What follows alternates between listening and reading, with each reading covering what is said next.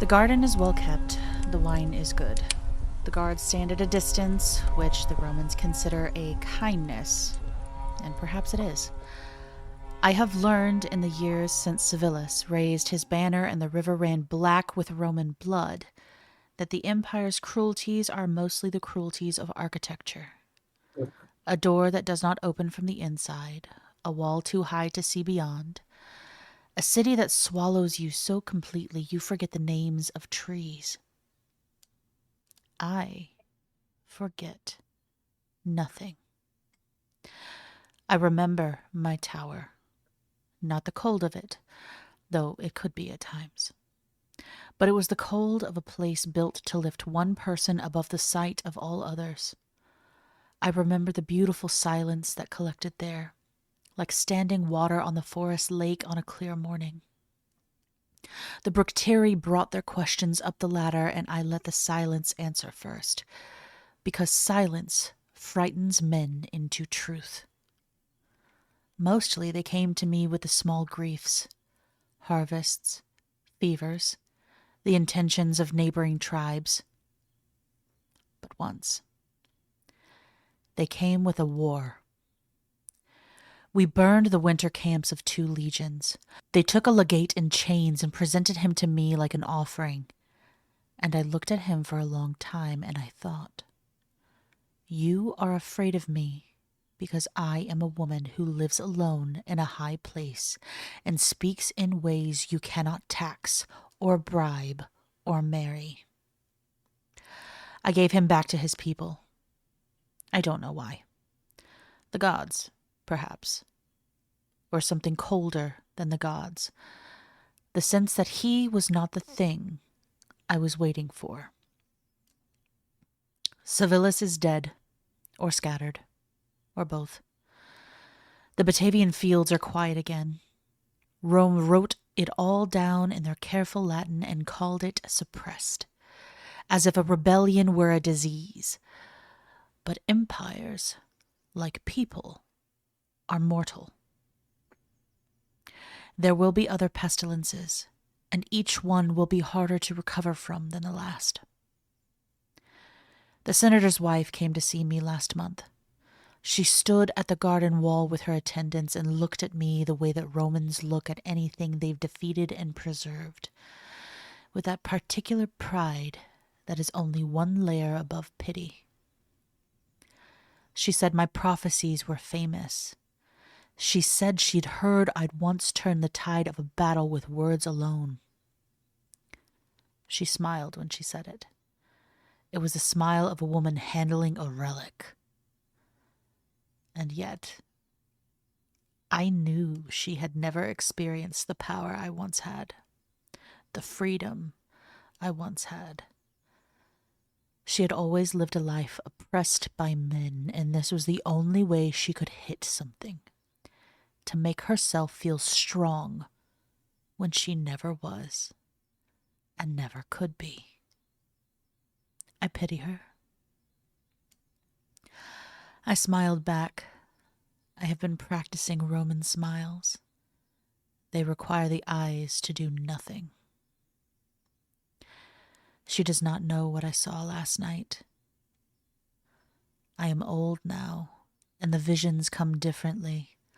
Not like fire anymore, not like the cold certainty of the tower. They come like memories almost. Like something that has already happened and is only now being reported to me from a great distance.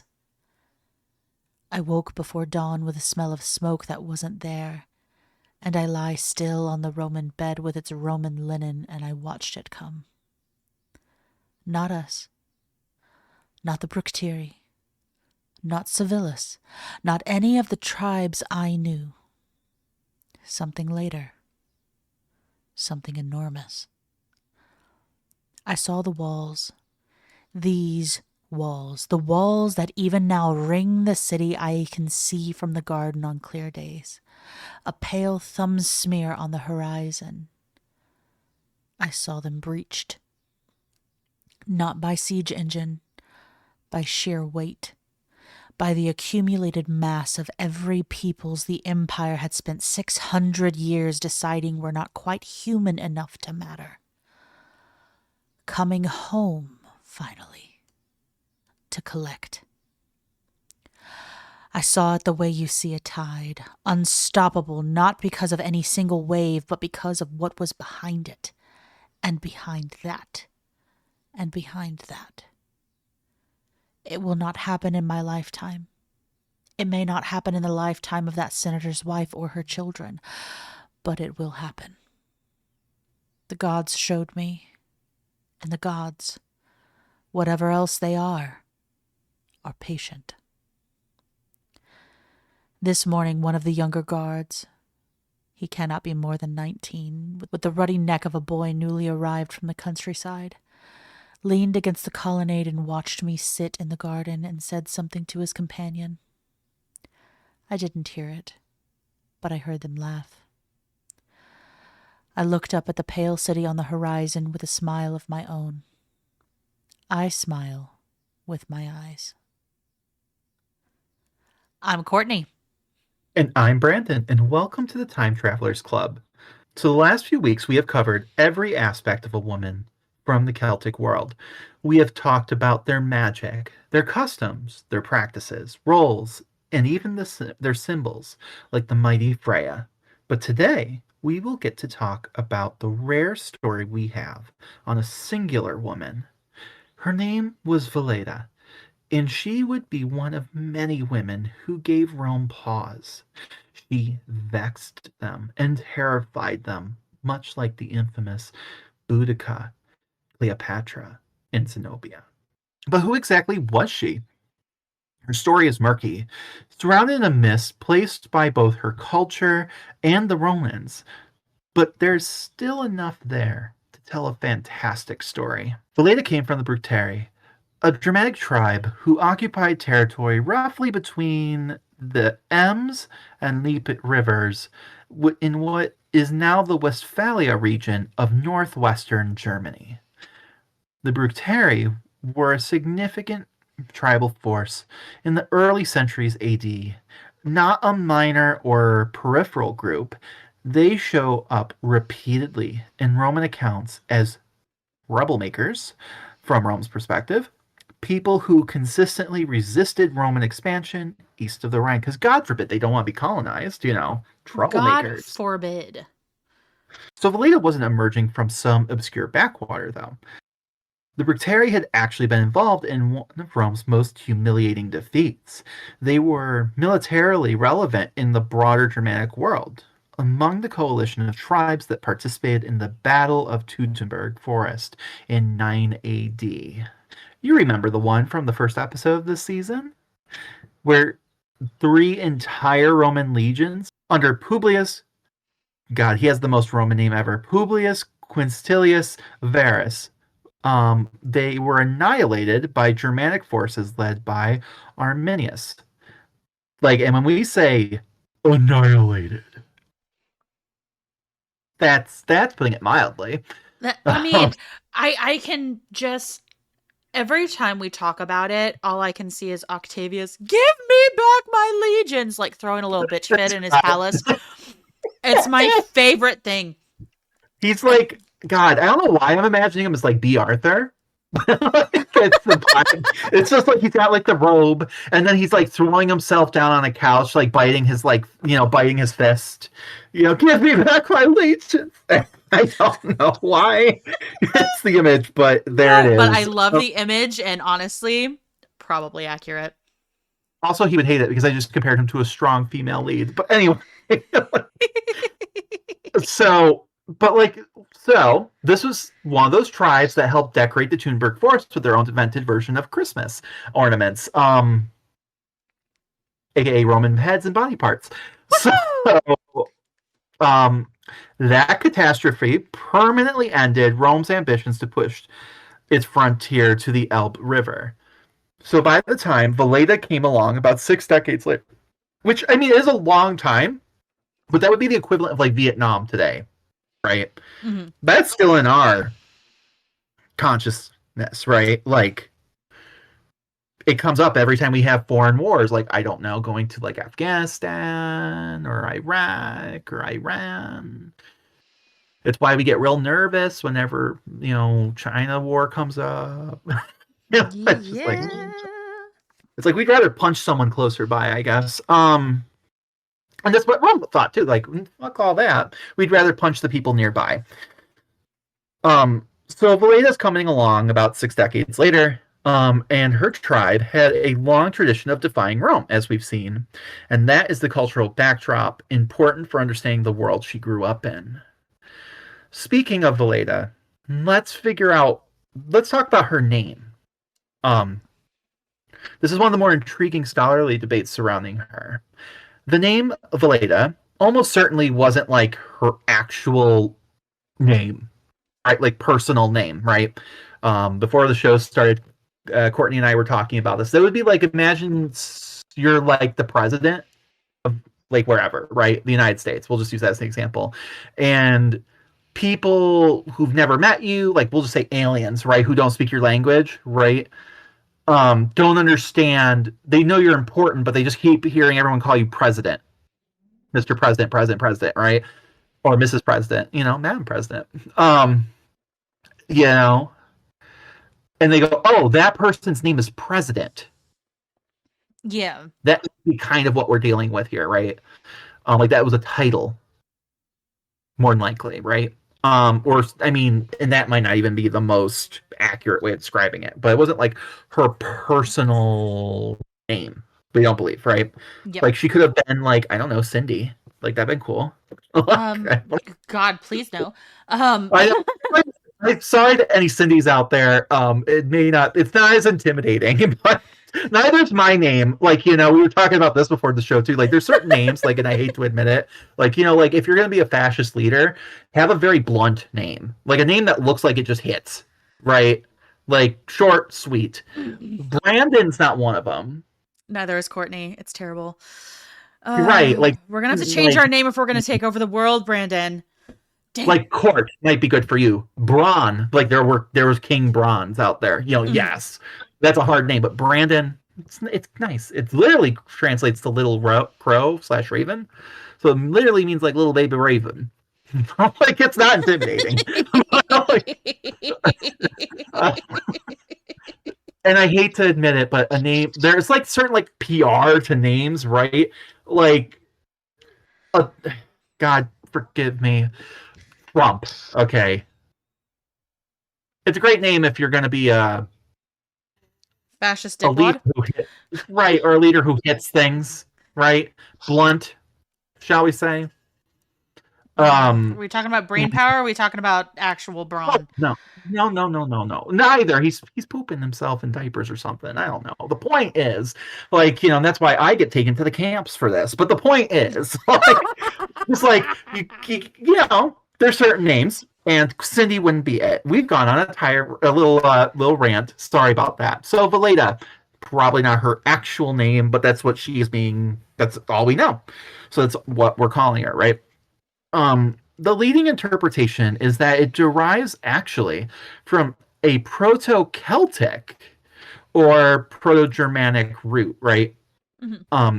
Scholars point to a Celtic word. Help me out here with this, Courtney, because girl, I can't. I'm still just getting hold of Fedra Nova. Okay, you're doing fantastic. You're doing great, sweetie. No, but it's weird because like I can't pronounce things really well. It just like I don't know why. Some of these I'm just like nope. No, it's all good. And honestly, I was looking at this earlier because Celtic does not have a V sound.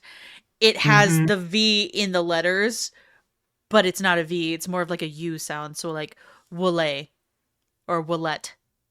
That's really what we're looking at. So it would have been like less like Veleda, right? Mm-hmm. Which I feel like it's funny because like in German they use V's all the time. Like anything with it's Volkswagen, it's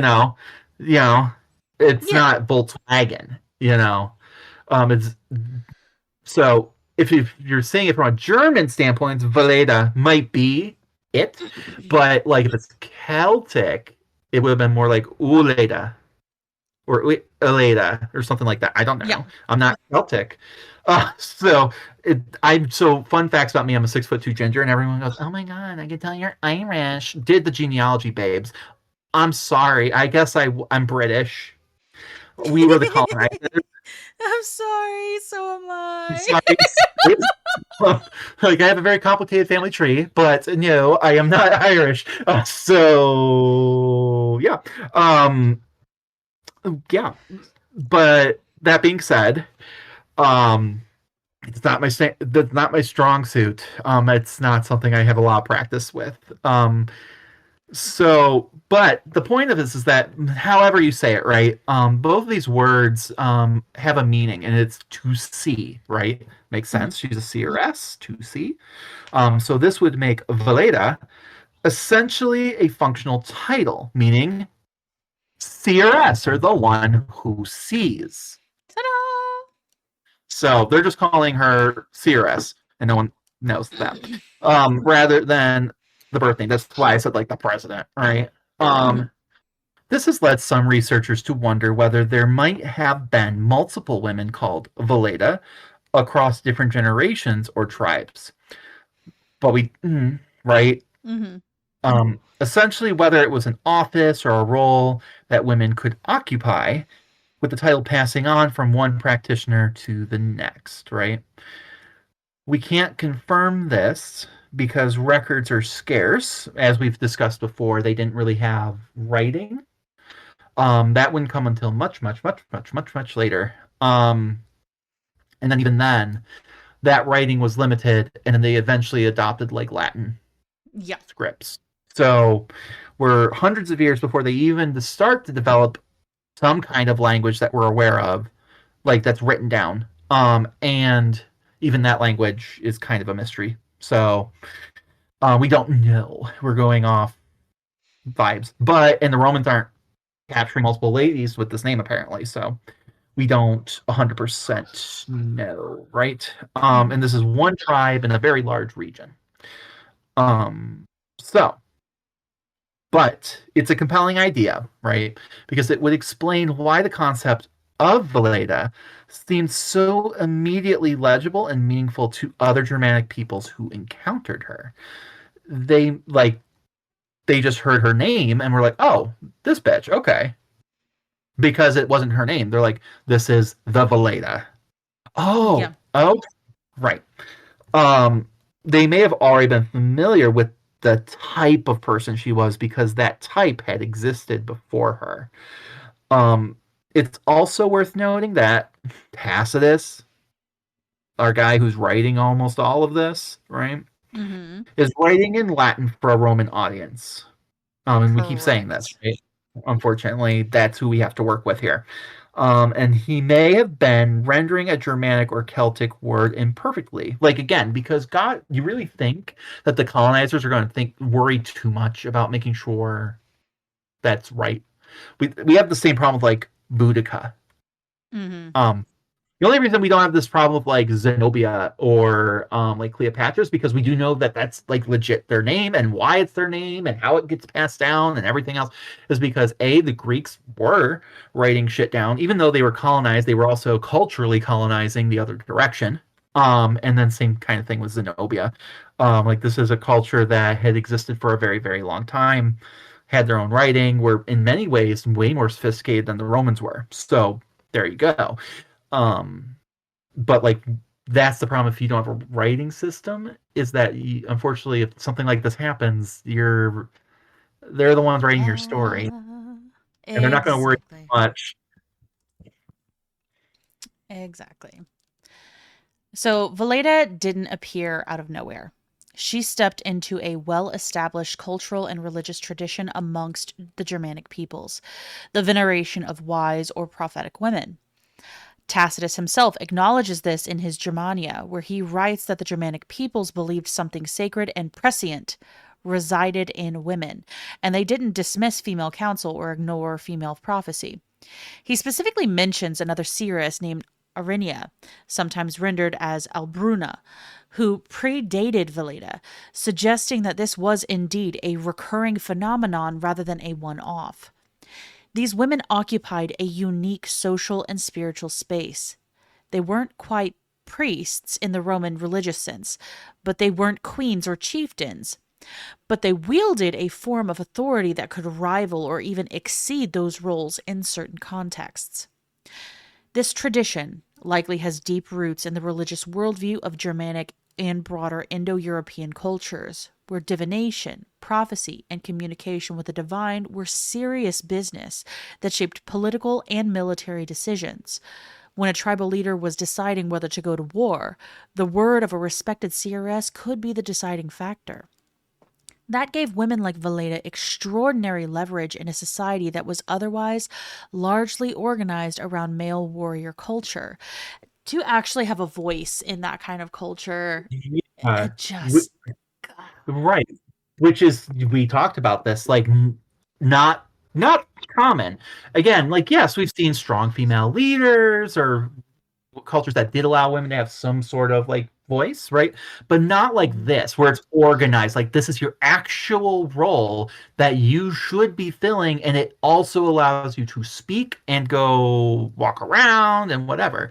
Mhm. Even when you aren't a Veleda, a CRS, whatever, right? You are in charge of the domain of your home, You're kind of of tied the to your hearth. right. You're in charge of that inner world. Mhm. Right. So it's like we talked about that last week on last week's topic, right? Mhm. So something else that was interesting is that there's kind of like this like checks and balance system Mhm. here where you almost have like two different kinds of governance, right? You have like the king, chieftain, the thing, right? All that, which could be almost like an assembly of some sorts, right? I don't want to say like democracy or anything, but like, depends on how small the tribe is. But Yeah. like it's definitely like secular in that way, you know. And then you have like this other side with your CRS Mhm. Veleda, who's almost like this theocratic side, right? Yeah.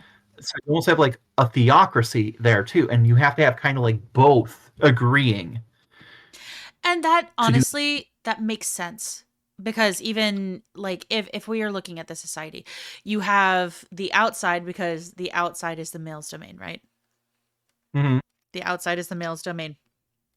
And they are in charge of protecting the interior because they are outside. That is their domain. Women's domain is the inside. Women make everything run. Having the CRS being the traveling between the two, she is able to see, okay, what's going on both sides of this, to be able Mhm. to almost mediate between the interior and the exterior. Oh, and her body's sacred. You can't like fuck Exactly. her up. Like not like Vestal Virgin sacred, but like no, she is that sacred in between, like you're saying. Like she's not necessarily tied down to one tribe, right? Like that Hmm. might be her OG tribe, right? Hmm. But like she's the mediator. And if we're looking internally, right? Like so the king can declare war, well, chief, king, whatever, right? He can declare the war, he can demand the warriors to show up, right? She can't necessarily go like, hey guys, let's go start a war right now. I demand soldiers, right? She does rely on the chieftain for that. However, the chieftain relies on her for approval. Exactly. Or if she suggests it and he ignores her and it turns to shit, right? It won't look good on him, right? So like it's not direct power in that sense, but like they need each other, Hmm. right? Absolutely. Um and like yeah, also she's independent a bit from that. Like it's not like she doesn't usually go around declaring war. If she is like suggesting it, it sounds like shit's really hitting the fan. You should probably listen to her. Because she's been traveling around, she's seen some shit. Exactly. Um She has the exterior perspective and the interior perspective. She's just like, y'all gonna get fucked. However, if you want to be successful in battle, right? Like you've decided, I want to go to war with X tribe, right? Hmm. You need her to be approving of it. Like, yes, the gods have approved of this. Hmm. Um, in order to be successful, if she goes, I don't think this is a good idea, and you go and do it, people might not follow you. Correct. And if you think that they do, and it does go to shit, That's on There's a kind you. of so right, and like Yep. that you could get killed for that. Yep. So yeah, it's interesting. Women have not had Mhm. this role, official role so far. Yeah. So this is very special. And unfortunately, here is where we run into the limits of our sources frustratingly fast. We genuinely don't know much about Veleda's life before she became a prominent figure during the Batavian Revolt.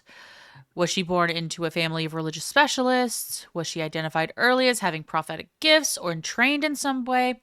Did she come from a noble or priestly lineage among the Bructeri, or was she more of an ordinary woman whose apparent gifts elevated her? Tacitus simply doesn't tell us, and no other sources fill the gap. What we can reasonably infer is that achieving the level of authority and renown Veleda had by the time of the revolt, to the point where even neighboring tribes and the Romans themselves took her seriously, probably didn't happen overnight. She must have built a reputation over time. Through prophecies that were seen to come true, through the force of her personality, through the trust of the Bructeri leadership, or most likely through some combination of all of these. The dramatic setup of living in a tower on the Lippe River and receiving visitors only through intermediaries suggests a carefully cultivated mystique. And cultivating that kind of mystique takes time and social capital. It's also worth thinking about what prophecy actually means in this context, because it wasn't quite the same as the modern image of someone gazing into a crystal ball. Germanic religious practice in this period involved things like reading natural omens. So we're reading the clouds, we're looking at the birds, we're looking at the behavior of sacred horses, we're casting lots, we're throwing bones, we are reading runes. Like there is a lot that is happening here. Right. Um And even like when you were talking about like the looking at the clouds part, right? It's not like mhm.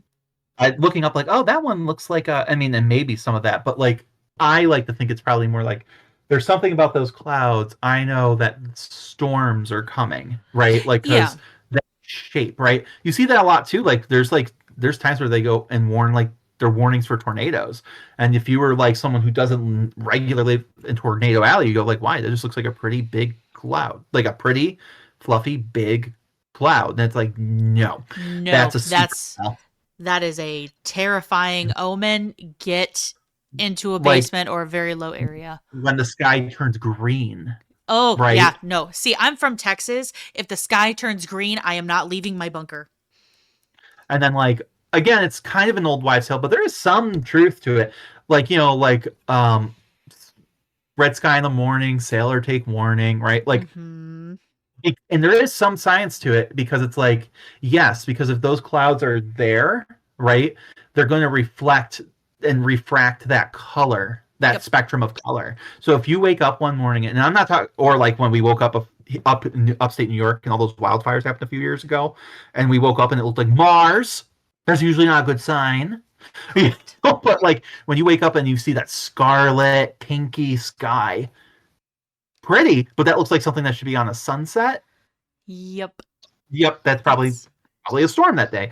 And so like mhm. we understand that now, but back then they're like, wow, she was able to tell, right? And No, and a lot of if you're getting divination realistically, if we are looking at it, because hi, I do this.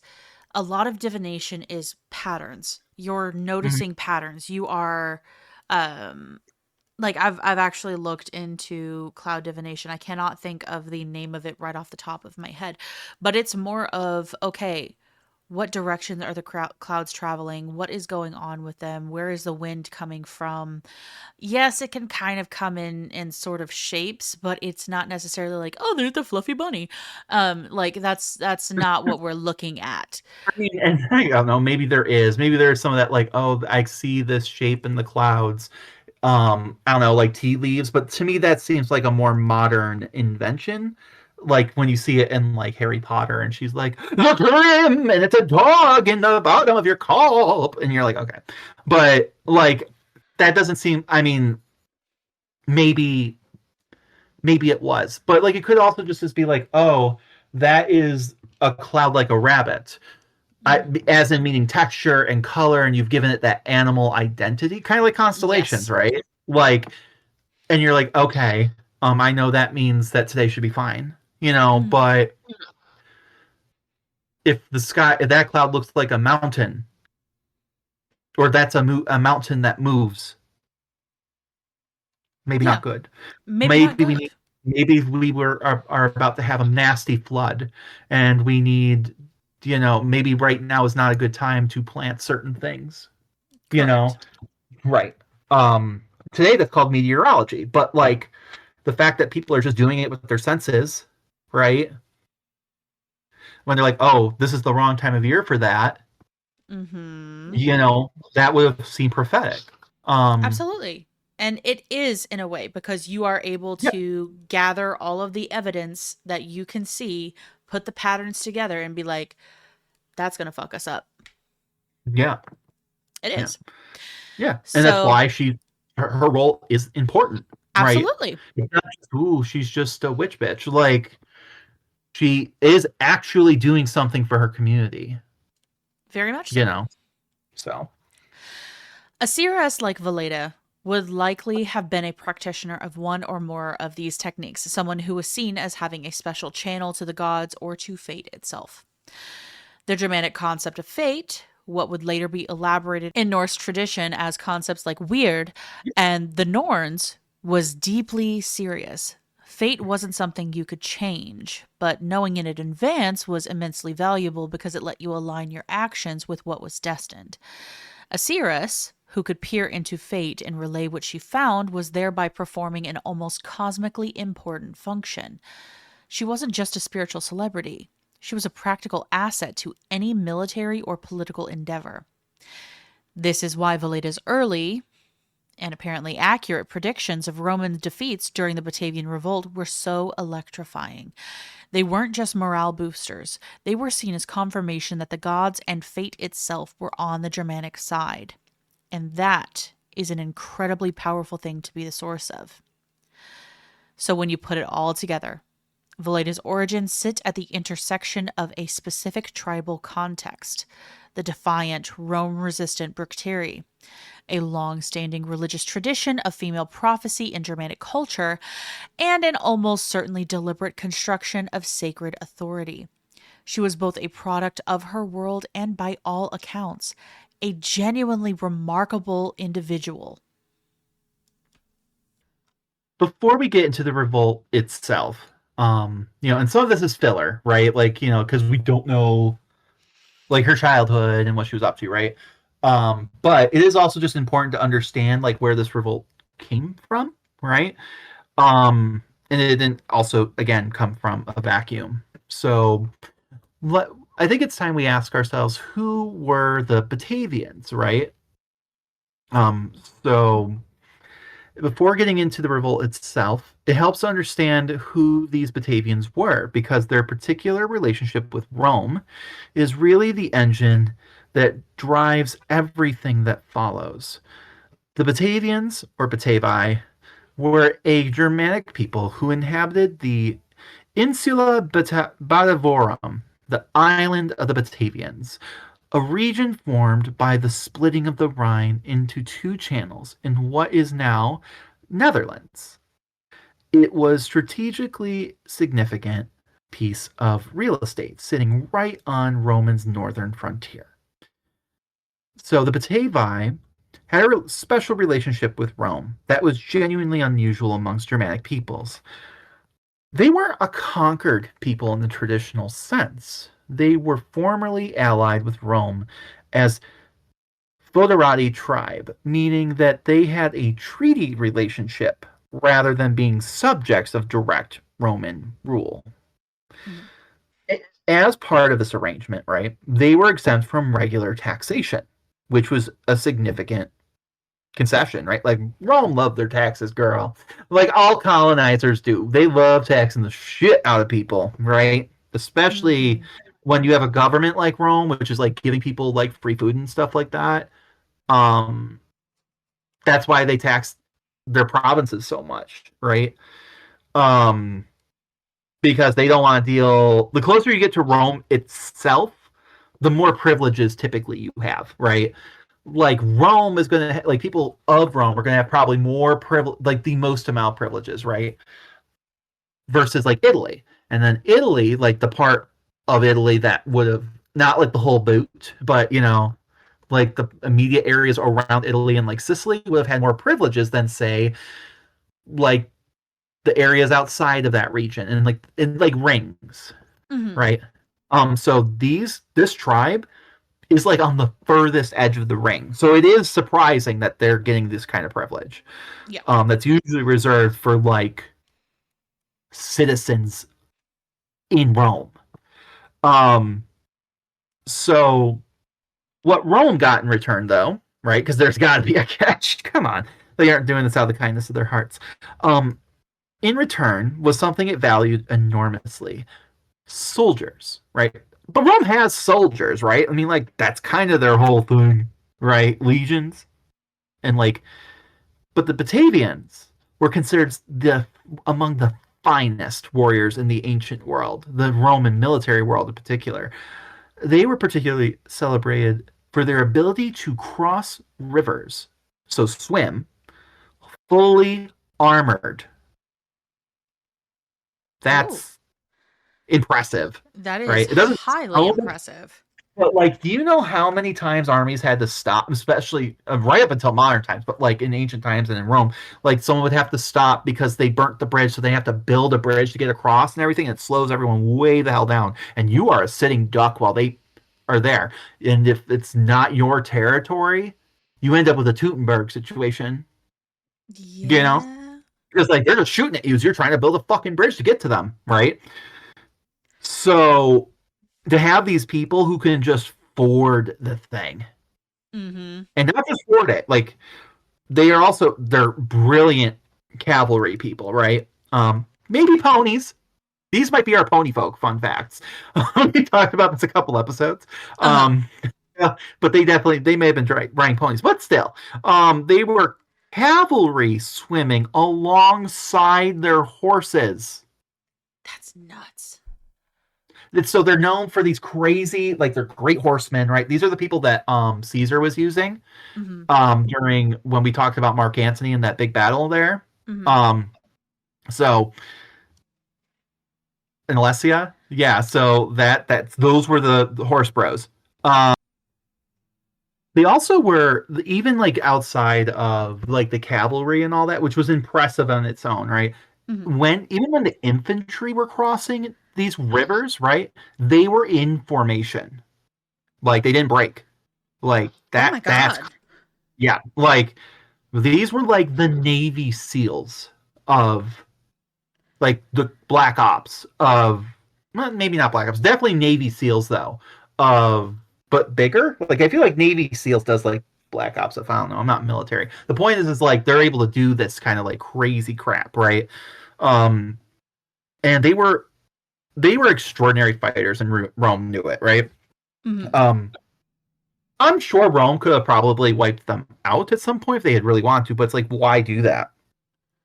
Why do that? We can use them. Use them. Correct. Um, So the Batavian units served all across the empire, because that's how you kind of keep them from rising up, right? From Britain to the Middle East, which I feel like the ones in Britain. At first, you'd think, "Oh man, they gotta be miserable. It's gotta be all cold and rainy." I'm like, "Yeah," but as a ginger, like as much as I would love to be in the Middle East, that sounds beautiful, right? That sun, bro. I don't know. It's so far from home and everything familiar. You know, there's no Yes. shore leave from there. It's not like you take a plane home. So that feels like unfortunate if you got stationed all the way over there.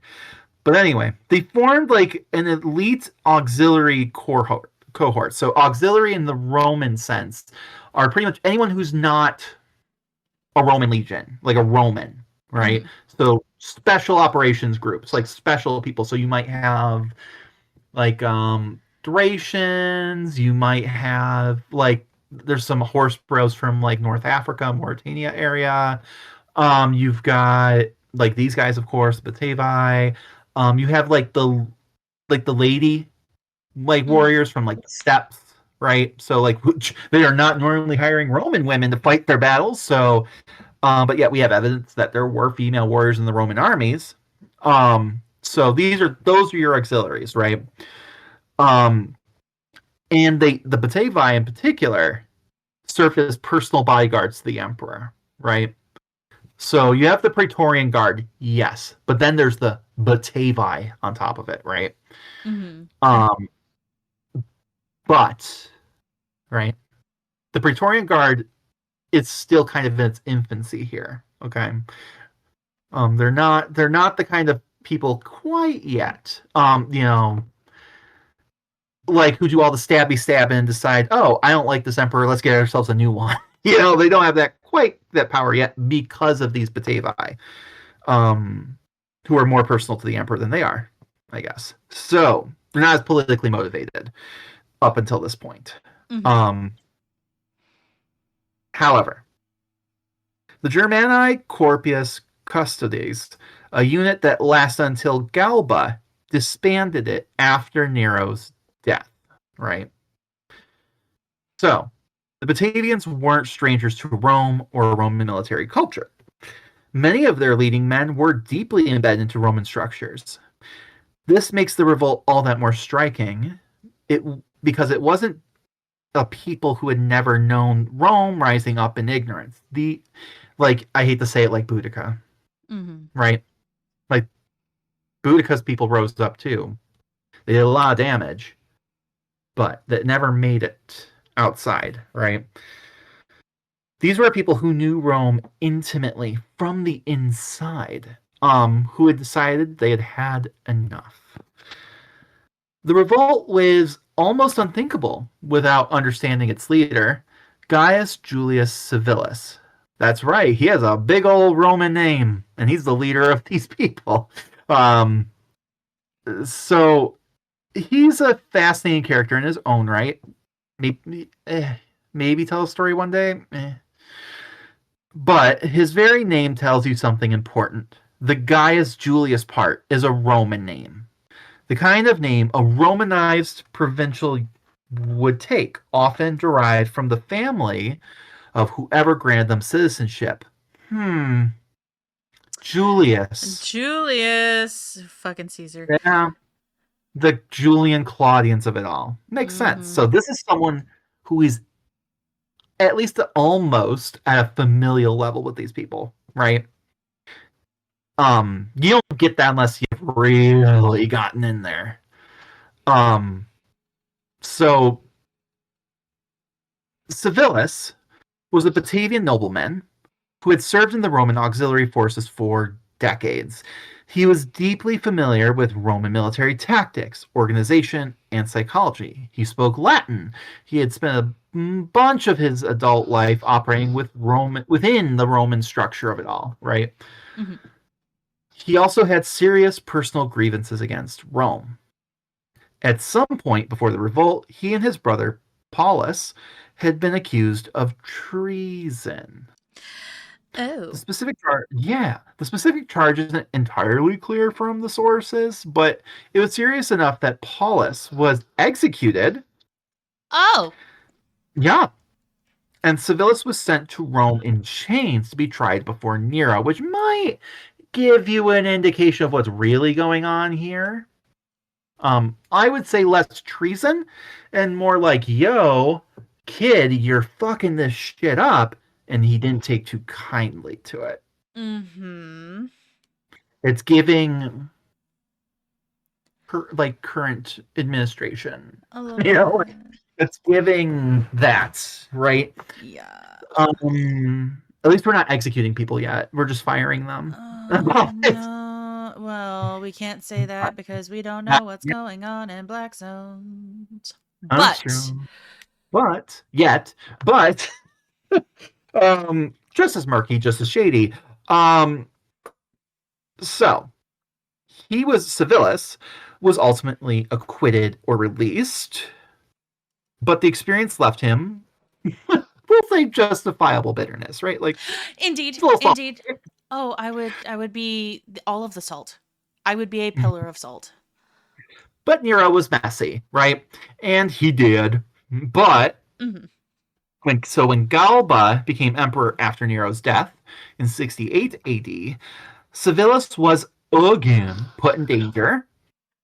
The Batavian troops loyal to him were accused of disloyalty. And again, this is a whole rabbit hole, right? After Nero died, it's a shit show. Okay. But we're not getting into all that, right? It's like the year of 5 emperor, all this crazy shit.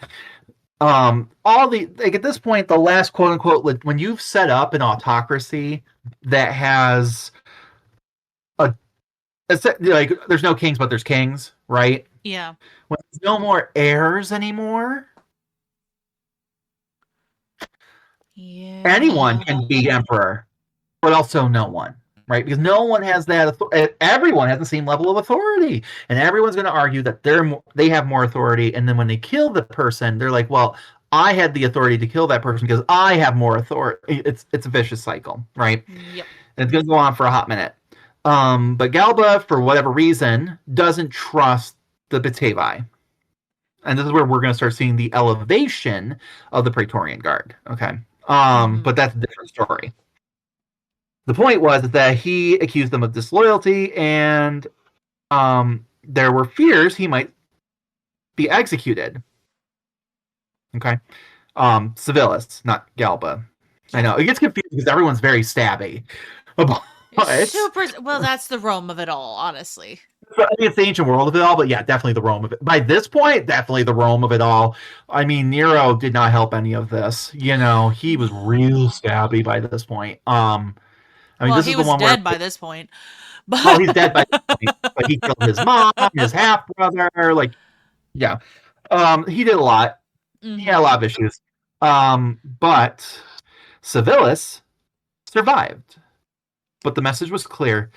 His position was precarious as long as he remained within the Roman structures, which has got to be rough, right? You yeah. grew up with the system, and you were told and brought up to believe that if you uphold the republic, I mean, Rome, yeah, like if you vote, I mean, if you do your duty. uh, hmm, Ooh. anyway, it's not exact parallels, but it just goes to it's a good example of like you can grow up in a structure being raised to believe that is the right way, but that thing can change, and then you don't know what to do, Yep. right? Because what you were raised to believe and act no longer applies. So Civilis was someone who combined their insider knowledge of Rome's military machine with deep personal reasons to want to see that machine humbled, right? And it's interesting when you think of it that way, right? It's not like the rebellion isn't so much to overthrow Rome and destroy Rome, so much as make them understand, Yeah. right? Like fighting an oppressive regime, things going corruption, things going wrong, and being like, look, you're not honoring your contracts. Someone needs to stand up and do the right thing. Honor the agreements, uphold the status quo that has always existed and worked fine. Not realizing that that's already gone. When everything's an honor system, but they're going to paint these as traitors, which actually, in my opinion, is showing loyalty. They're loyal to Rome, the idea of Rome, the idea of America. I mean Rome, but they're going to be painted as anti-American. I mean Roman. Man, I just keep getting so mixed up. So that being said, this is a dangerous combination, and the chaos of 69 AD. Good year for this. Great year for this. Down. Everything's topsy turvy. Up is down. Down is up. Top is bottom. You love it. So we give 5. We give nothing but the best quality here. So I've never please received complaints, but put us on in every kindergarten class. Every child should hear our story. No, please don't. Never. Oh my god. Don't. You have to explain so much to them. Anyway, this the chaos of it all, right, gave Civilis exactly the opportunity he needed. So, unfortunately, we genuinely cannot understand the Batavian Revolt without understanding what was happening inside of Rome in 68 and 69 AD, because the revolt was in many ways born from Rome's internal collapse. When, Hmm. I mean, power Hmm. vacuums. When Nero That's died, familiar. I Sounds know, familiar. I know, Are right? you telling me that when there's a state of entropy and like the internal structures that have upheld an entire government have slowly been whittled away, and now they're just straight up knocking the last remaining bricks, that's hard that the whole thing might come collapsing down, and that Yeah. I don't know, you might have authoritarian regimes that displace people and all that? Quite possibly, yes. I Hmm. know. Interesting. Good to know. When Nero died in June of 68 AD, he left no heir and no clear succession. What followed was one of the most destabilizing years in Roman history. Within roughly 12 months, so 1 year, four different men claimed the title of emperor. You got Galba, Ortho, Vitellius, and finally Vespasian. Each of these successions involved military force. Legions stationed in different parts of the empire backed different claimants, and Roman armies were fighting each other rather than external enemies. The Rhine frontier legions, in particular, were deeply involved in this chaos. They had backed Vitellius, a general popular with the German frontier troops, and played a significant role in his rise to power. When Vespasian finally and ultimately emerged as the victor, and Vitellius was killed in December of 69 AD, the Rhine legions found themselves on the losing side of a civil war, with their loyalty newly suspect. Their commanders were discredited. For Civilis and the Batavians, the situation was an almost unimaginable opportunity. Rome was distracted, divided, and militarily stretched. The legions that would normally enforce Roman authority on the Rhine frontier were either depleted from civil war fighting, politically compromised, or simply demoralized. The usual overwhelming force that made revolt suicidal was temporarily unavailable. Civilis, with his soldier's eye for tactical openings, recognized this immediately. So, several specific provocations in the lead up to the revolt deserve attention because they show how Rome's mistreatment of the Batavians created the kindling that Civilis would ignite. The most significant was the issue of the levy. As Rome's civil wars ground on and manpower demands escalated, Roman commanders began pushing for more Batavian recruits, and doing so in ways that flagrantly violated the spirit of the treaty relationship. Instead of the honorable military service that the Batavians had traditionally provided, Roman recruiters were engaging in practices that were essentially abusive. Press ganging men who were too old or too young, accepting bribes from wealthier Batavians who wanted to exempt their sons while conscripting the poor, and in some cases, allegedly targeting good looking young men for sexual exploitation by Roman officers. Oh, it Yeah. oh, oh babes. And the thing is, it's like we don't have necessarily a direct correlate like something like today, like right now that's happening in our government, but like there's some, right? Like the Oh, yeah. idea that like how often have we talked? I mean, this was a thing I remember during like the Iraq war, right? It's like, oh, you have no problem doing this war, but you won't let your own son sign up for the military for the Yep. war you wanted, right? Correct. Mm. You saw this in the Civil War too. Like people would just pay for someone else to go so that their own kids didn't have to go. Mm-hmm. It pays to be rich. But then also, the idea of just taking young, good-looking people and human trafficking them to an island where people can just, I mean, wherever, it's just where powerful people can just abuse them. It's so fucked up. Yeah, yeah. So, Um, I mean, obviously, these were serious violations of the dignity and autonomy that the Batavians believed their treaty relationship had guaranteed them. There was also the broader issue of Roman arrogance towards the auxiliary troops in general. Auxiliary soldiers, so non citizen troops fighting for Rome, were treated as distinctly second class compared to the legionary soldiers who held Roman citizenship. They often faced I tried to suppress it. They often faced harsher discipline, worse pay, and less prestigious postings.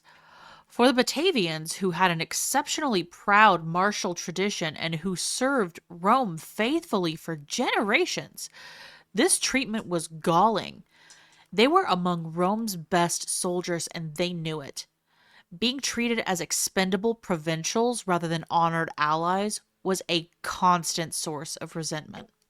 Yeah, because it's not like they're okay. So they're not Roman citizens, right? Mhm. Um, but they didn't want it because it's like we're our own country essentially, Yep. a client kingdom, if you will. But it's more a little more nuanced than that, but roughly, right? Like they're and now like that's why they're not taxed. Like, and now all of a sudden, all that doesn't matter Yeah. and It's never had it's mattered. gross. It's gross. And it's like we're not your citizens, we're your allies. You're right, you're not our citizens. Now Excuse me, you forgot the other part of that sentence. get in the back of the wagon. Um, and also we'll be taking all of this. Thank you. Um, Ugh. we have let you be independent at our leisure, sir. We could have crushed you at any point, and we at our leisure let you exist. Again, tell me to stop when this sounds familiar. That's so Um, gross. it's colonialism, right? Yeah. So in 69 AD, while the civil war between Vitellius and Vespasian was still unresolved, Civilis made a characteristically clever opening move because he was no dummy. Um, he framed his initial mobilization not as a revolt against Rome, but as support for Vespasian against Vitellius. This was shrewd on multiple levels. It gave him political cover. It's kind of like what Caesar did. Mm-hmm. Like, no, no, no, I'm not invading Rome. I'm getting rid of the guy who committed treason. Like, like I'm liberating you. Right? Yeah. And just for the record, like Vespasian's coming out of from the Middle East. Like, so it's interesting that he chose Vespasian over Vitellius. But you know. And so he wasn't rebelling against Rome. He was backing the right candidate in a Roman civil war. It made it harder for battalion commanders on the Rhine to respond aggressively without looking like they were defending a losing cause. It allowed him to recruit not just Batavians, but also Roman sympathizers and troops who were themselves disaffected by Vitalian's regime. He gathered his initial forces as Sacred Grove, and which I kind of like quote Sacred Grove because the Romans always said that these people were sacred groves, but maybe they were. Um, and if that's true, the choice of the location is telling. This Mm-hmm. wasn't going to be a military muster in the Roman style. That's why I'm a little side eyeing it though, because I'm like, how do you make these? Because everyone's writing after the fact. How do you make them seem more German? Yeah. But it could have been. But it was framed as a religious gathering, drawing on Germanic traditions, assembling under like a divine sanction. Again, the only big reason I question this is he was pretty much raised a Roman, so I do find that interesting that he would choose that, right? Mm-hmm. Now, supposedly he gave a speech there that Tacitus reconstructs because that's what they always do, right? Like the speech, who even it doesn't, it probably wasn't even never happened, but it doesn't matter that it didn't happen. It's what it represents. Yeah. Um, supposedly invoked the grievances of his people, the insults they had suffered, and the opportunity presented by Rome's weakness. You'll see this with Boudica and all of them too. Um, it was partly a military briefing and partly a religious ceremony, and that combination was entirely deliberate. By framing the revolt in a sacred terms from the very beginning, Civilis may have been doing something important. He was giving it legitimacy that went beyond his own personal authority. The gods, and by extension, Veleda, were being woven into the enterprise from the start. And I know we were talking a lot about Civilis and Roman and dudes, right? But we are getting back to Veleda, I promise. Um, so the early stages of the revolt went remarkably well for Civilis, which itself accelerated the momentum and drew in more participants. Roman forces on the Rhine were in a weak and confused state, and Civilis exploited this ruthlessly. He won several early engagements against Roman auxiliary units, some of which were themselves Batavian. So again, right, doesn't mean all Batavians were on his side, Mm-hmm. you know. And in a striking development, many of those Batavian soldiers fighting on the Roman side defect. Not to me, not super surprising, but it's a good development for him. Defected to Civilis once the fighting had started, right? So they're like, why the fuck are we fighting them? Oh, those are our people. Let's go. Like, yeah, fucking Brutus over there keeps brutalizing my asshole every night. Why the fuck am I fighting for him? Keep that or put in the blooper reel. I don't know what to tell you. It's been said. No, it just shocked the shit out of me. Oh my god. I was not prepared for that one. What? At any rate, Brutus brutalizing my asshole. God, that was off the top of my head too. Anyway, but this was enormously significant, as you might imagine. It meant Civilis wasn't just defeating Roman forces; he was peeling away Rome's Batavian manpower and adding it to his own. The Romans suddenly found themselves fighting with fewer Batavian troops at exactly the moment they needed them most. No, not my booty call. Where are we going? Oh no! Did we do last night mean nothing to you? No. Oh my god. It's the year of 69. I thought you were on board. Anyway. All right. The Bructeri. Oh my god, we're children. Oh. This is why we're friends.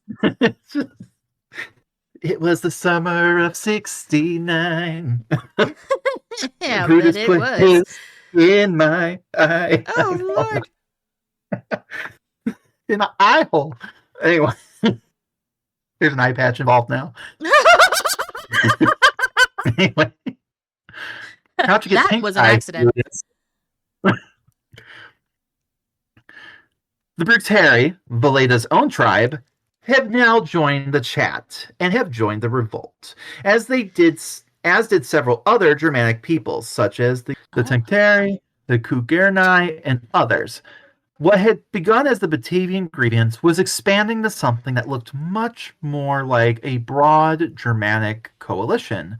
Tribes that had their own reasons to resent Roman power saw Civilis's gesture. And it was at this stage that Veleda's prophecies of Roman defeat became so electrifying. She was predicting victories that were actually happening, which made her seem not just credible, but divinely connected to the outcome. Roman camps were besieged, and in some cases captured. In the winter of 69 to 70 AD, saw Roman military authority in the Lower Rhine effectively collapse in certain areas. For a brief, extraordinary moment, it looked like the Germanic tribes might drive Rome back across the Rhine permanently. One of the first things worth noting is that Veleda didn't insert herself into the revolt from the very beginning in a visible or documented way. Civilis launched his initial mobilization and won his earliest engagements before Veleda appears prominently in our sources. This is actually important because it suggests that her involvement escalated alongside the revolt itself. As the stakes grew higher and the coalition broader, the need for a unifying spiritual authority became more pressing. and Veleda stepped into that role at exactly the right moment. Think about what Civilis was trying to do in these early stages. He was bringing people together, multiple different tribes with different interests, different histories, and different relationships with Rome.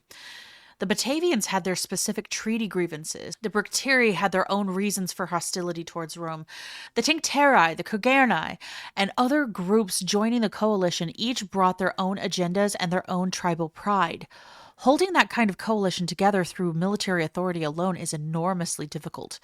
Tribal leaders don't naturally subordinate themselves to someone from another tribe just because he's winning battles. You need something that transcends individual tribal loyalty, something that speaks to a shared identity or a shared divine mandate. Veleda provided exactly that. As the Bructeri seeress with a reputation that already extended beyond her own tribe, she could serve as a kind of neutral spiritual authority. Not Batavian, not any of the other specific tribes, but a voice that belonged to the Germanic world more broadly. Her involvement gave the revolt a sacred dimension that made it bigger than any single tribe's grievances. It's easy for modern readers to treat prophecy as window dressing, as the ancient equivalent of good PR. But this would be a serious misreading of how prophecy functioned in this cultural context. When Veleda endorsed the revolt and predicted Germanic victory, she wasn't just providing a morale boost in the way of a rousing speech. She was making a claim about the will of the gods and the structure of fate itself. And remember, fate. It's not just a vague force in the Germanic worldview. It was something that could be known, at least partially, by those with the gift to perceive it. A seeress who spoke of victory wasn't just expressing optimism. She was reporting what she had seen in the fabric of what was to come. If her vision was trusted, and Veleda's clearly was, then following the revolt wasn't just a military gamble, it was alignment with destiny. Refusing to join or fighting against the revolt, conversely, meant putting yourself on the wrong side of fate, which carried profound spiritual and practical risks in this worldview. This changes the calculus for every tribal leader weighing whether to join Civilis. It's not just, does this revolt have good odds of success? It becomes, do I want to be the person who stood against what the seeress said the gods intended? That is a much harder position to take, particularly in a culture where the consequences of divine disfavor were taken with complete seriousness. Absolutely. Mm-hmm. And it's like we said earlier, like that case in point right here. Do you want to be known as that king when the Theorist did say, hey, maybe you should get on board with this bandwagon and you didn't? Yeah, let's not. Or if she said, maybe we don't, and you did, and you fucked up?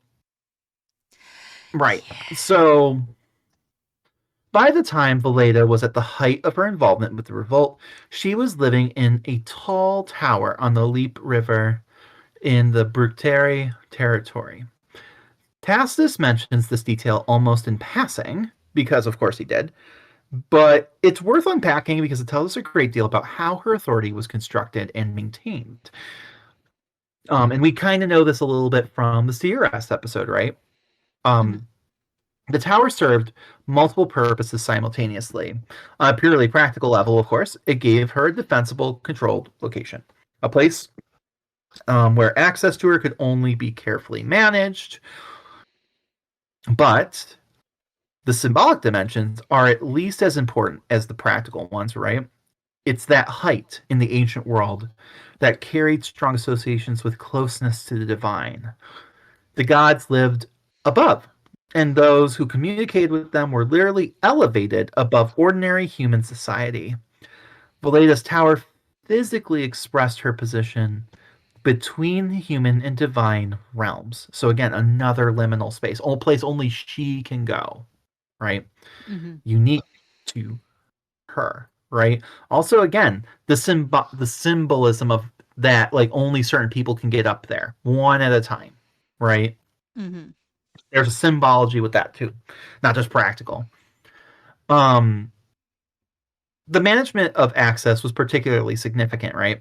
Speaking of visitors, whether tribal leaders seeking guidance, ambassadors from other peoples, or even eventually Romans attempting to negotiate, were not permitted to see Veleda directly.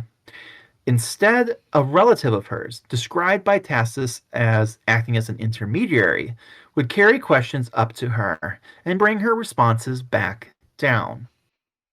That's kind of a power move. I love that. Like it's like wait here, and they have to just wait.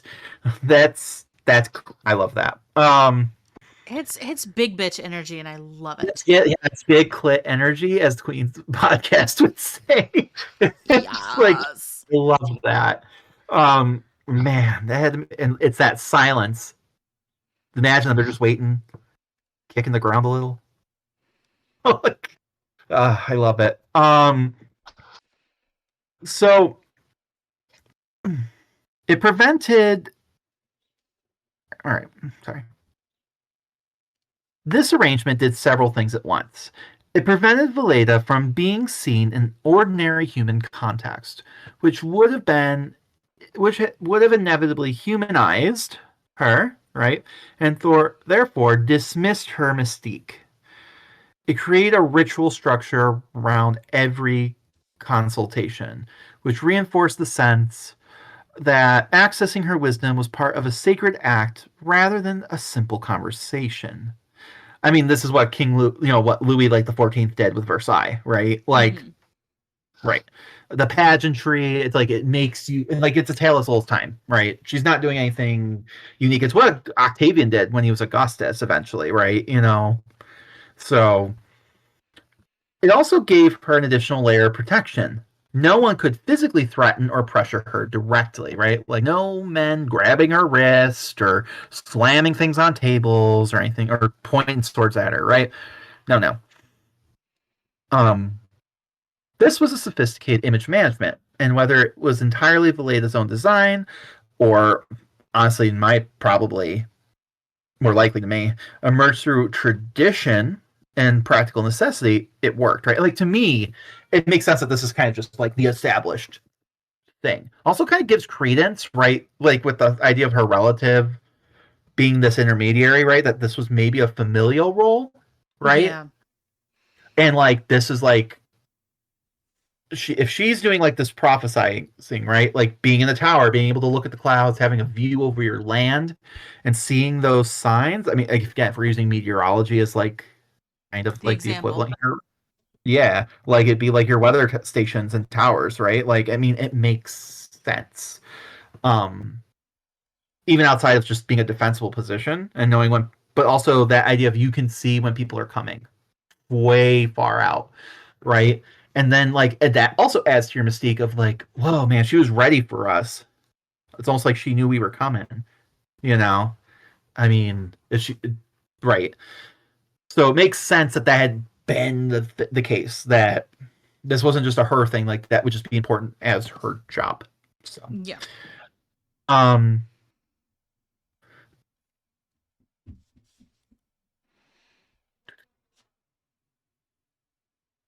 this intermediary structure made her simultaneously more authoritative, as it would, and more mysterious, which fed directly into the effectiveness of her as a unifying spiritual force for this revolt. The specific content of the latest prophecies is, of course, not preserved in detail, right? No one's writing it word for word, and if they were, they would have been Roman. Mm-hmm. Speaking And of, we wouldn't trust it anyway. right? Speaking of, Tacitus pipes in, has come back into the chat, and he gives us the outcomes and their effects rather than the actual words of her prediction. Um, Especially since her words carried so much power, not a surprise. Probably too afraid to write that down word for word in case Yeah.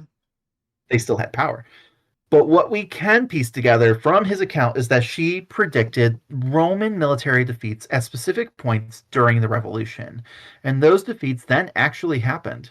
This is the core of how her reputation was built during this period.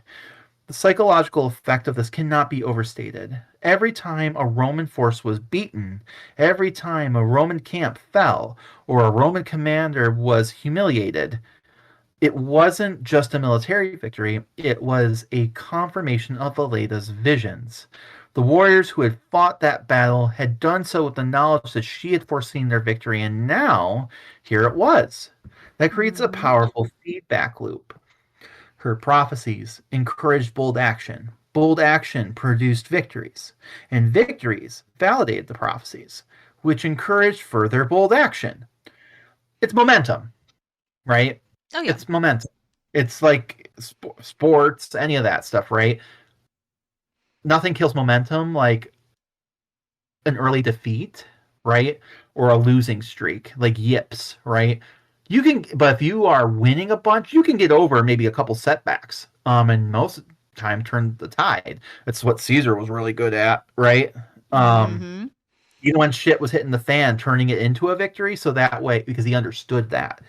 If you let it be a defeat, it's not good. Um, but if you can even turn the smallest things into a victory, um, it can completely change everything. Mm-hmm. So, she was, in a very real sense, a force multiplier for the revolt's military effectiveness. There was also something interesting happening within the Roman psychology here. The Romans, of course, are not dismissive of prophecy either. Their own, it's not like today we have this funny thing about religion, right? Like either ours is the right one and yours is the wrong one, as in ours is real, but yours isn't. Yes.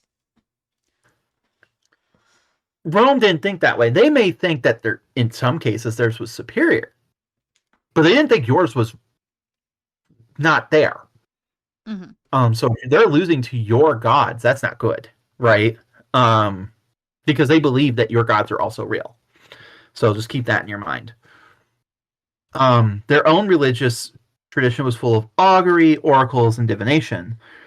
They took signs and portents very seriously. It's apparently why when Caesar didn't take his very seriously, he got stabby stabbed.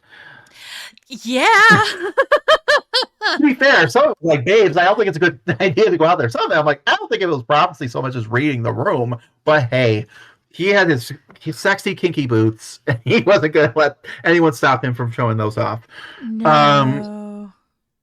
so, so when Roman soldiers and commanders learned that Germanic seeress had predicted their defeat time and time again, that knowledge had the potential to be genuinely demoralizing. You're fighting not just against human enemies, but also against what might be a divinely ordained outcome.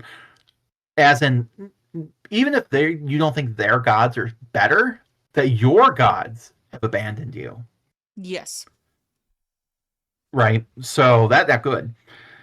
That's a difficult thing to maintain confidence in against, right? Particularly when the early military results seem to be proving her right. So, one of the most striking specific episodes involving Veleda during the early revolt is the story of the Roman naval vessel. During the fighting along the Rhine, the Germanic forces managed to capture a Roman flagship, a trireme commanded by a Roman commander named Munius Lupercus. This was an extraordinary prize, both militarily and symbolically. A Roman I just want to flagship. say, Munius Lupercus sounds like a fucking Harry Potter fake made up name. It Just saying. sounds like a Harry Potter made up name, and he's a fucking werewolf in my mind. Yeah, he's either a werewolf or He's a fucking werewolf. some shit. Like it's like moon, or it's like a spell, like Munius Lupercus. And you're just gonna sick a wolf on somebody. It's gonna be an astral wolf that's just coming on. Or like you just grow like wolf hair and you become like Wolfman. Not like Yes. werewolf, like it's like a prank joke curse, like where you just become really hairy. I don't. It's either way. It sounds silly. This is also to me maybe someone who doesn't have like a good like fascist emperor name. Like maybe like Yeah. if his name was like Moon, that would have been cool. But it's Munius Lupercus. It's not. I don't know. I don't I know. don't know. Moonius gives us moon energy. Like It's like oh Moon. That's his name now, guys. Commander Moon. Commander Moon. But the flagship was an extraordinary prize, both militarily and symbolically. A Roman flagship represented imperial power and naval dominance on the Rhine frontier. The decision of what to do with the prize is revealing. Rather than keeping it as a straightforward military trophy or distributing the spoils amongst the victorious warriors in the conventional way, the leaders of the revolt sent the vessel to Veleda as a gift. Tacitus records this detail, and it's one of the most concrete illustrations we have of her actual status within the revolt. Think about what this gesture communicates. The most prestigious trophy of the early revolt wasn't kept by Civilis, the military commander. It wasn't dedicated to a specific tribal war leader. It was sent to Veleda. This tells us that the warriors and leaders involved in the revolt understood her as deserving the highest honor. As someone Oh, it who's. gives Freya energy, though. I Think know. about that's. that blew my mind just now. Oh, I'm like, it's like Freya. She gets the first claim of the warriors, man. Yes, she Like, does. Yes, the fuck and she does. yeah, so she gets first pick of the spoils. I love this I love detail this so much. now because like Freya doesn't really exist in like Freya, strictly speaking, okay, Hmm. exists in the Norse pantheon, which comes much, much, much, much, much later. Descendants of the Germanic people. Hmm. However, like we don't actually 100% know what these at this time what these German gods' names were or what they were all about, right? But it shows right here that there was a tradition of this shit. Hmm. There's There your we go. connection. So Absolutely. yeah, I love that. I love that. Absolutely. This tells us that the warriors and leaders involved in the revolt understood her as deserving of the highest honor, as someone whose contribution to the effort was at least equal to, and perhaps greater than, that of the military commanders. She was being recognized not as a peripheral spiritual advisor, but as a central figure in the enterprise, someone to whom tribute was owed. It also tells us something about how the revolt understood itself. Sending the flagship to the CRS was a religious act. It was an offering of the fruits of victory to the divine power that had made victory possible. Veleda was being treated not just as a wise woman whose counsel was valued, but as something closer to a living conduit to the divine, someone through whom the god's favor had been channeled. Beyond the purely spiritual and symbolic dimensions, Veleda also played a concrete political and diplomatic role during this period that is sometimes underappreciated. I mean, shock, surprise, surprise. Surprise, surprise! Are you telling me that a woman is not being acknowledged for contributions in a typically male dominated space? Crazy. Anyway, Insane. insane. And that the male dominated society that did end up winning didn't want to admit that Mm. because it might undermine their own authority and belief systems. Hmm. No, never. Anyway, Tacitus, who we can always trust, mentions that she acted as an arbitrator in disputes between tribes. And this is genuinely remarkable when you think about it in like outside of the Germanic world, right? Mhm. In the Roman world, this is crazy. This is cuckoo fucking bananas, guys. Like a woman? Never. Um, but we've already discussed. This is probably not that weird in the Germanic world, right? It's really Um, not. it's really not. It's weird. It's almost like women can do some of these things. Go figure. Anyway, again, not a society that's like, let's not get it twisted, okay? They're not feminists. I'm just saying, like, this is about as good as you're getting right in this particular period in this particular place, okay? Um. So anyway, intertribal disputes were a constant source of friction in the Germanic world, just like the Celtic world, and we've discussed that kind of thing before, right? Different, like, it's so easy to lump them in as like Hitler would like to do, and I'm throwing that out there, right? And all the white supremacists and neo-Nazis out there, like a great German race. No, Stop it. They were a Get bunch of it. tribes, and half of them didn't speak the same fucking language. Okay, of Mm. course it's more complicated than that. Yes, they were stupid strong when they all fucking joined together, but like, how often did that happen? And even then, how often were they successful? Mm-hmm. Because of infighting, right? So the fact that she could do any of this is impressive. Okay. Absolutely. So they understand her, right? It's the fact that they're like, look, we need to work on this shit together. She's like, bro, you cannot do this alone. Here you go. He's like, thank you so much. Anyway, so different tribes were, of course, had competing territorial claims, old feuds, blood feuds, conflicting interests, as you would, norm, because like essentially these are all independent little nation states, right? Honestly, like the Holy Roman Empire, when you think of like all those principalities and states, and you're like, oh Lord, and you kind of most people walk away from that part of history because they're like, nope. that's that's honestly kind of what Germany had always been. It's Yeah. very they even became a unified anything. So, um, in normal circumstances, resolving these disputes required either the dominating of a stronger tribe over the weaker one, or lengthy negotiations between tribal leaders who were often deeply suspicious of each other from all the dominating. Um, Having a neutral figure with recognized spiritual authority who could adjudicate these disputes was enormously valuable for maintaining coalition and cohesion, right? Yeah. That's what these CRSs are doing. They're not just dudes, right? They have no stake in this, and therefore, you listen, right? Can't be just any lady, of course, right? Of course not. Um, of course not. But um, it's a role I do not believe, with the way their societies worked, that a guy could really fill, right? No.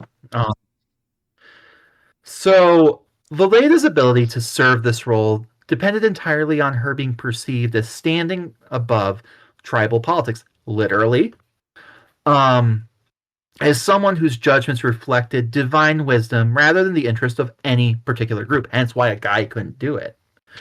Mm-hmm. Um, because she doesn't have political claim to anything, right? So it's interesting that in the oppression of women here, you are also creating a space where they have all this power because of neutrality. She is Switzerland, in Yes. this scenario. But, well, she's actually more like the United Nations with this scenario.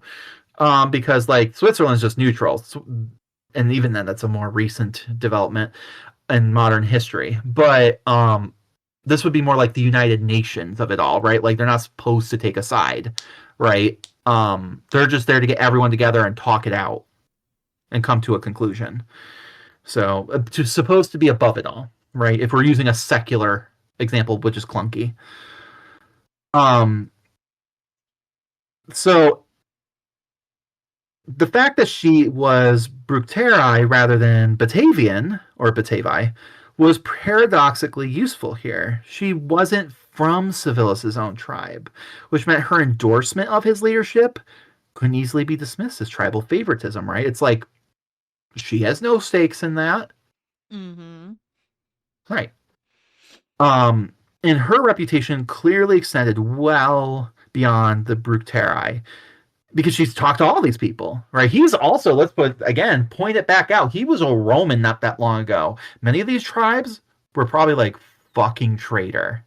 And now all of a sudden he wants us to help him after he done fucked up. Mm-hmm. Well, I hope your kids enjoy being 69 by Brutus over there. She's like, yo, bro, they're 69ing your daughter too. He's like, oh yeah, that's right. Okay. So, uh, that being said, her reputation also extended well beyond the Bructeri, giving her that cross-tribal credibility needed to arbitrate effectively.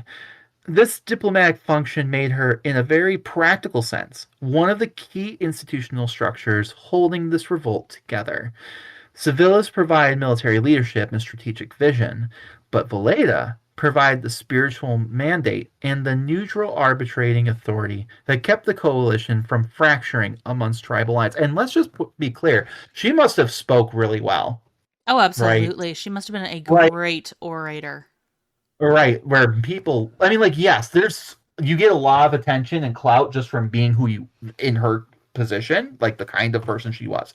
But that's just so they'll listen to you. Mm-hmm. Convincing them, Completely different that's on you, story. babe.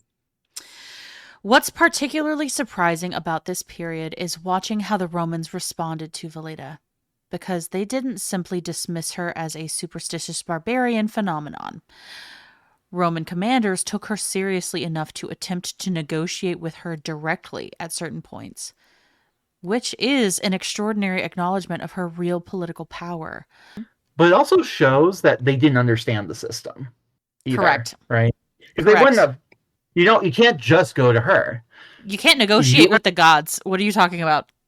but also, like, she's, even if she didn't want this to end, she's not the one who put the soldiers out in the first place. You Correct. have to get, what Rome needed to do was fucking apologize. So, like, Yep. and admit that they were wrong, which they could not afford to do.